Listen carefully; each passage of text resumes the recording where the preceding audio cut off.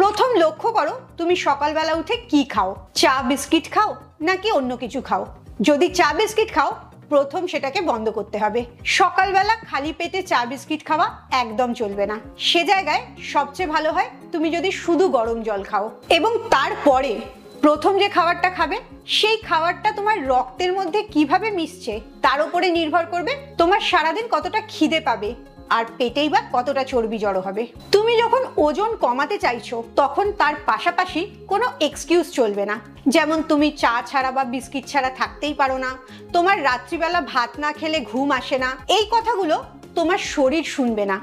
শরীর যেভাবে কাজ করার সেভাবেই কাজ করবে। তাই আইদার তোমাকে রেজাল্টটা পেতে হবে অর তোমাকে এক্সকিউজগুলো নিয়ে থাকতে হবে। সেটা তুমি ঠিক করবে কোন পথে তুমি হাঁটবে। সকালে প্রথম উষ্ণ গরম জল দিয়ে শুরু করলে, চা বা বিস্কিট খাওয়ার যদি অভ্যেস থাকে সেটাকে কেটে দাও।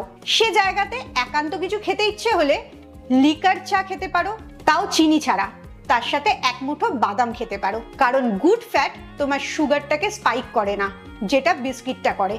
সেটা তুমি যত হেলদি বিস্কিট খাও না কেন। তাই এই ফুড প্ল্যানে বিস্কিটটা একদম বন্ধ, কোনো বিস্কিট খাওয়া চলবে না।